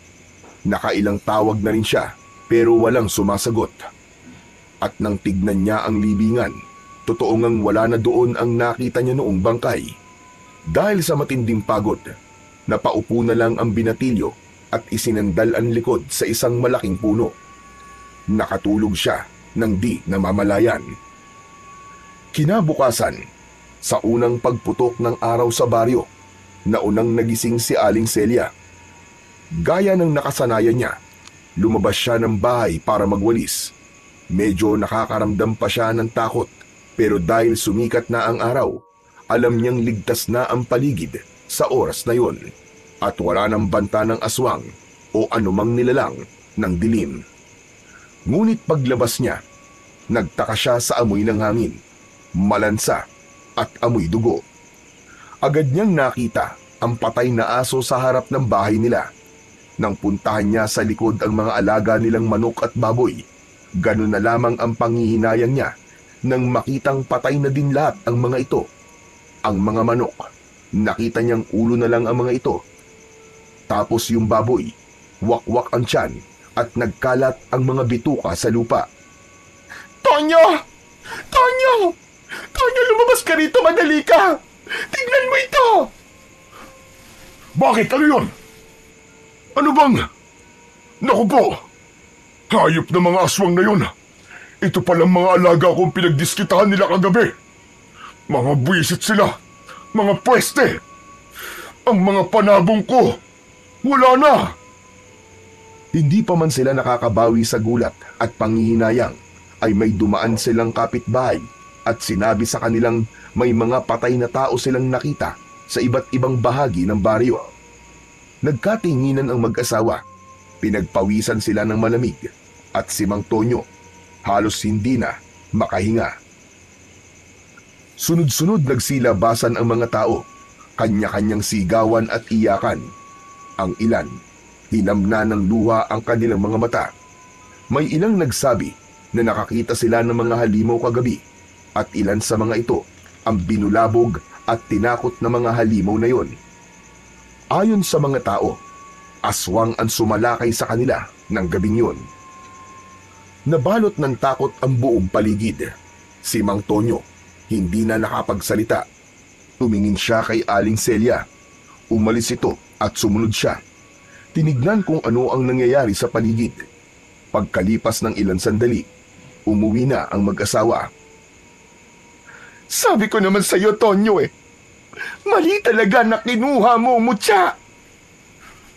Akala ko swerte lang ang makukuha natin sa bagay na yun eh. Hindi ko naman talaga inakalang ganito mangyayari. Anong gagawin natin ngayon, Tonyo? Hindi ko alam, Celia. Wala akong ideya sa kung anong pwede natin gawin. Pero mabuti pa, ay umalis na tayo dito. Magsimula na lang tayo ng panibagong buhay sa ibang lugar. Ano? Naririnig mo ba yung mga pinagsasabi mo, Tonyo? Ikaw ang dahilan nito. Tapos iiwan mo lang ng ganito. Wala ka ba talagang konsensya? Sabihin mo na kung anong gusto mong sabihin. Pero ang importante sa akin ang buhay natin. Lalo na ng anak natin. Teka, nasa na pala yung bata? Baka nandun sa kwarto niya natutulog. Parehas nilang pinuntahan ng kwarto ng kanilang anak. Pero sa kasamaang palad, wala ito doon. Nagpalitan sila ng tingin. Parehong halata ang takot sa kanilang mga mata. Hindi ito pwede. Kanina lang nandito pa siya eh. Elisa! Elisa, anak! Anak, nasan ka ba? Pumalik ka na rito sa bahay. Tumakbo sila sa likod ng bahay. Pinuntahan ng palikuran ang maliit na bodega, ang lugar kung saan palaging naglalaro ang bata. Pero wala ito ron. Elisa! Elisa, anak! Ikaw ang may kasalanan nito, Tonyo. Kasalanan mo lahat ng ito, hayop ka! Hindi nakaimik si Mang Tonyo. Napatitig siya sa kanyang mga kamay. Naunawaan niya ang laki ng kanyang nagawang kasalanan. Hahanapin ko si Ismael. Hahanapin ko matandang lalaki. Baka sila makatulong sa atin. Gawin mo na ngayon. Subukan mong hanapin sila doon sa libingan kung saan mo nakuha ang mutya. Bilisan mo na, bago mahuli ang lahat. Samantala sa gubat, di pa nagigising si Ismael. Mahimbing pa rin natutulog ito sa ilalim ng malaking puno. Nananaginip. Sa kanyang diwa, nakikita niya ang isang malaking kuweba. At doon ay naririnig niya ang tinig ng matandang lalaki. Yun ay walang iba, kundi si Lolo Berting, ang baliw na matanda. Ismael! Makinig ka! Lolo Berting? Lolo Berting! Asan po kayo? Hindi nagpakita sa kanya ang matanda, pero patuloy niyang naririnig ang tinig nito mula sa kawalan. Lolo Berting! Tulungan niyo po ako! Nakita ko po, nagising na po ang ulog. Baka patayin niya po ang mga tao sa baryo. Ano pong kailangan kong gawin, Lolo Berting? Ikaw ang susi, Ismael. Ikaw ang huling pag-asa para mapuksa ang halimaw. Pero hindi mo ito magagawa ng mag-isa. Makinig ka sa aking mabuti. Kailangan mo ng kasama. Isang ina, isang ilaw ng tahanan na may tapang, may puso at may disiplina. Isang ina na kayang ituwid ang naliligaw. Pero sino po? Sino po ang tinutukoy niyo? Teka, si Aling Celia? Oo nga, baka siya po. Matapang siya at mahal na mahal po niya ang pamilya niya. Baka matulungan niya po ako. Yan na nga ang simula, Ismael. Ang pagkilala sa kabutihan ng iba. Hala, sige, kumilos ka na. Gamitin mo ang mutya. Maniwala ka sa sarili mong kakayahan. Tandaan mo, hindi lang sandata ang makakapatay sa mga halimaw.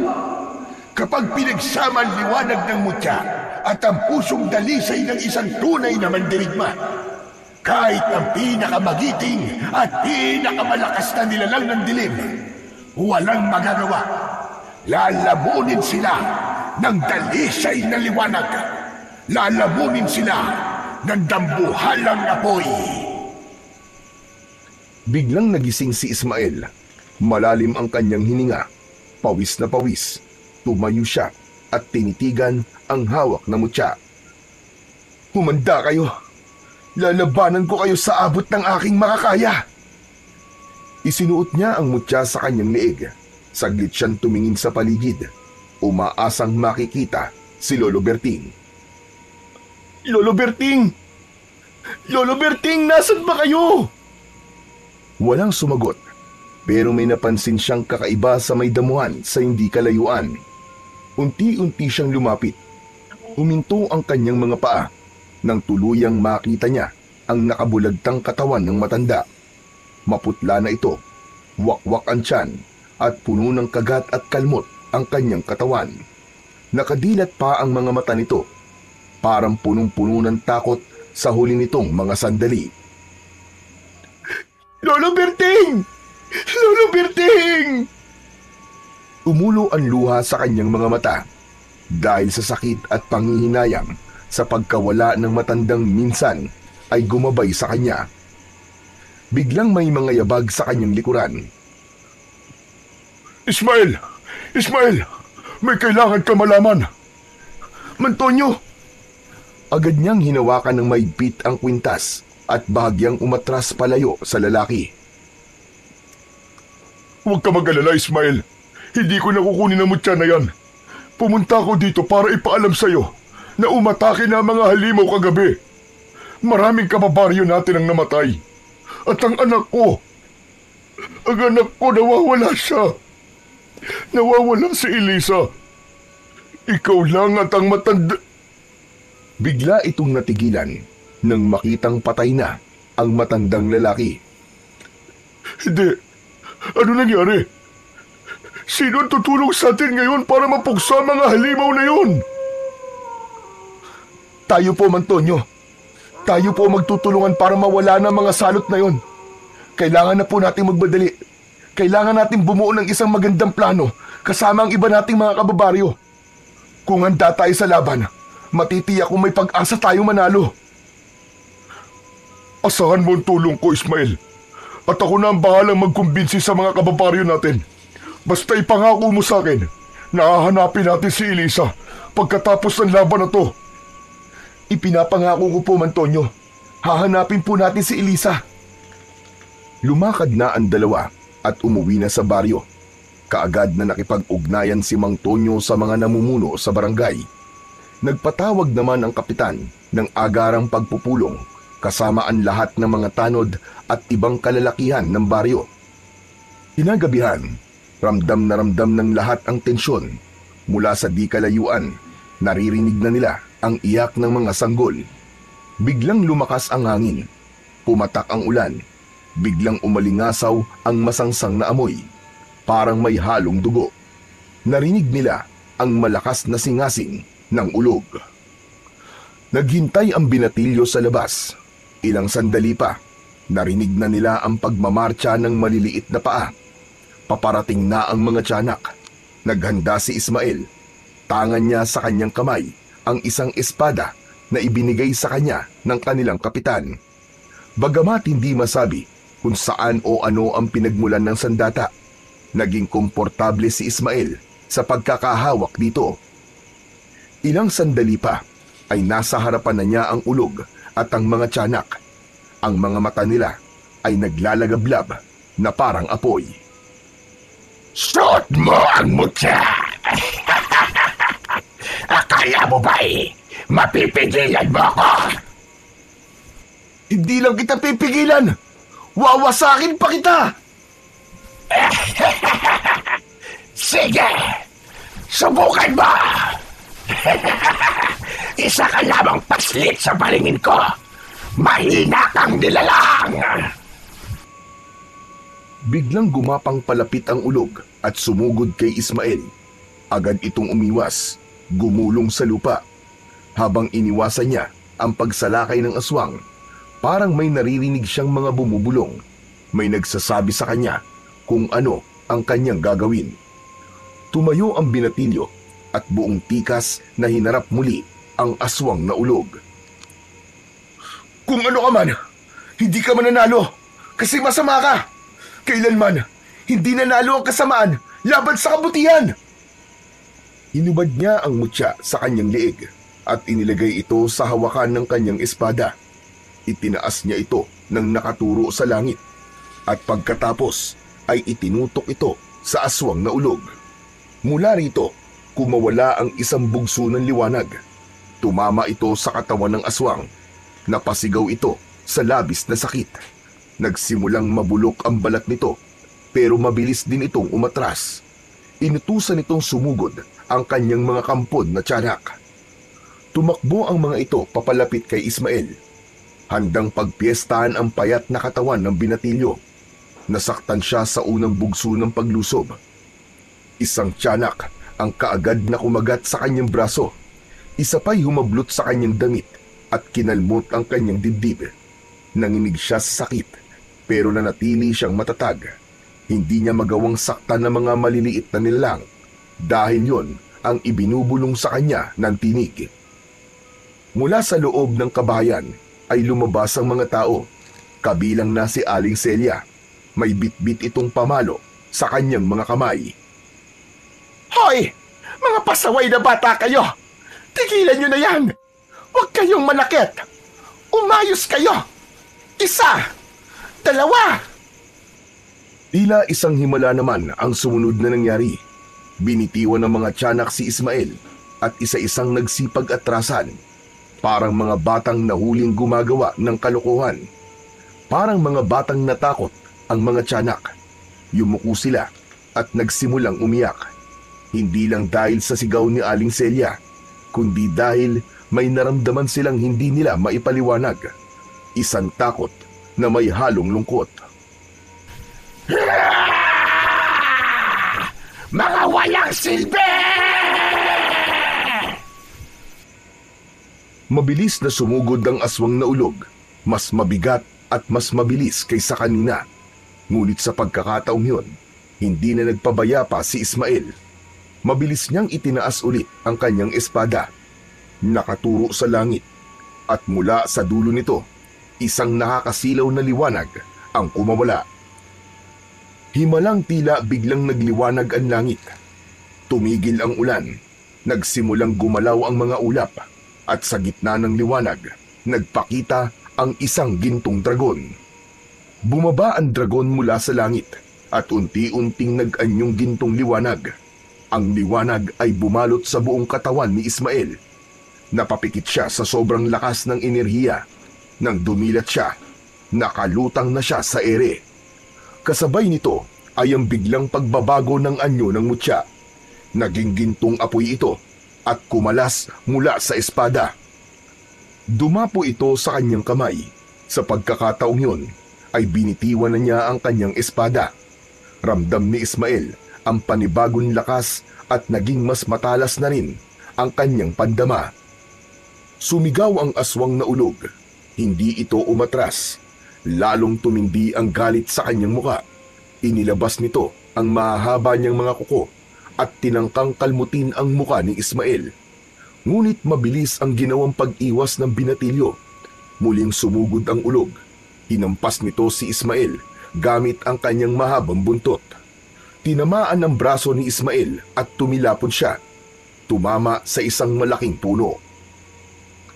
Napayuko si Ismael, napangiwi ng dahil sa sakit, pero hindi siya sumuko. Dahan-dahan siyang tumayo. Nagsimulang magliyab ang gintong apoy sa kanyang mga kamay. Pinikit niya sandali ang kanyang mga mata. Saka malakas na sumigaw.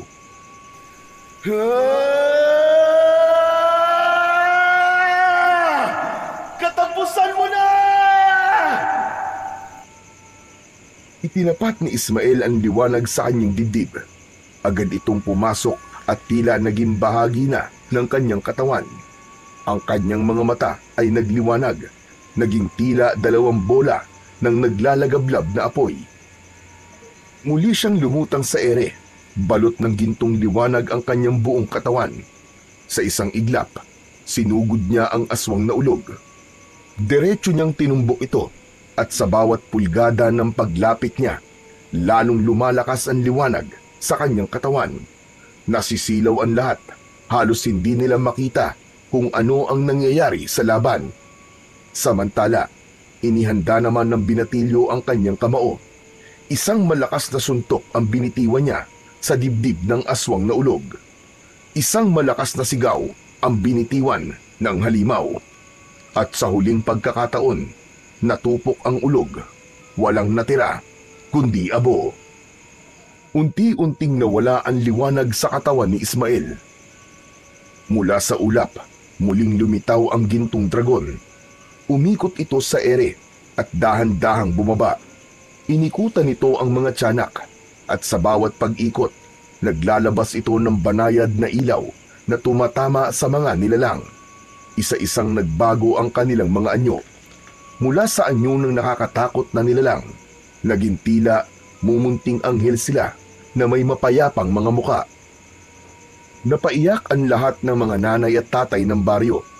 Hindi nila napigilang lumapit at panoorin ang mga kaluluwang unti-unting humihiwalay sa mga katawan. Isa-isa silang sumakay sa likod ng dragon. Tahimik ang lahat habang tumataas ang dragon. Dala-dala ang mga kaluluwa ng mga sanggol. patungo sa langit. Ayon sa paniniwala ng mga matatanda noon, ang dragon ay isang uri ng espiritu na tagahatid ng mga kaluluwa sa mas magandang lugar. Nang tuluyan ng nawala sa paningin ang dragon, sama-samang inilibing ng mga taga-baryo ang mga buto at labi ng mga sanggol. Inilagak nila ito sa maayos na libingan, dinasalan at nagsindi ng kandila bilang pamamaalam. Pagkatapos nito ay naglakad-lakad si Ismael kasama ang mag-asawang Celia at Tonyo. Hinahanap nila si Elisa, isang matandang babae na naninirahang mag-isa sa kubo. Malayo sa mga kapitbahay ang tumawag sa kanila. May kapansanan nito sa paa at halatang hirap na sa katawan. Sinabi nitong nasa kanya ang bata. Nagulat naman ng mag-asawa. Lumapit sila at nakita ang kanilang anak na ligtas. Kwento ng matanda, nakita niyang naligaw sa lugar niya ang bata. Agad niya itong pinatuloy sa bahay para alagaan habang wala pang naghahanap. Humingi ito ng tawad sa mag-asawa dahil hindi nito naisoli ang bata sa kanila dahil hirap siyang maglakad. Agad na nagyakap ang pamilya at nagpasalamat ang mga ito sa matanda. Mula ng araw na yon, nagbalik na ang katahimikan sa baryo. Nag-iba na ang tingin ng mga tao kay Ismael. Hindi na siya itinuring na malas. Madalas na siyang purihin ng mga tao. Niyayakap siya ng mga bata at tanggap na siya ng lahat. Nagbago na rin si Mang Tonyo. Nagsimulang lumambot ang puso niya at inamin ang kanyang mga pagkukulang. Hindi nagtagal, inampun nila ni Aling Celia si Ismael at itinuring bilang isang tunay na anak. Masayang masaya si Ismael sa lahat ng mga nangyari sa kanyang buhay. Tuwing gabi, palagi niyang tinatanaw ang langit sa direksyon kung saan umakyat ang gintong dragon. Palagi siyang nagpapasalamat dito at palagi niyang ipinagdarasal na sana nasa magandang lugar na din ang mga kaluluwa ng mga bata at ni Lolo Berting. Sa lahat ng mga kababalaghang nangyari sa kanilang lugar, may natutunan doon ang mga tao. Natutunan nilang ang pagmamahal ay may kapangyarihang baguhin ang puso ng kahit na sinong nilalang, tao man o halimaw. Simula noon, naging mas bukas ang mga taga-baryo sa isa't isa. Mas naging matatag ang samahan nila. Hindi na nila hinuhusgahan ang mga tao base sa pinanggalingan, itsura o katayuan sa buhay. Natutunan nilang makinig, magmahal at magpatawad. Si Ismael naman ay lumaking mas matapang, mas mapagkumbaba at punong-puno ng pag-asa. Ginugol niya ang buhay sa pagtulong sa iba. Nagamit niya ang kanyang mutya sa pagpapagaling ng karamdaman ng iba. Tumatak sa mga tao ang alaala ng babaeng ahas, ang gintong dragon, at ang mga tiyanak na naging anghel, at syempre, ang binatilyong minsang tinatawag na malas, na sa huli ay naging bayani ng lahat.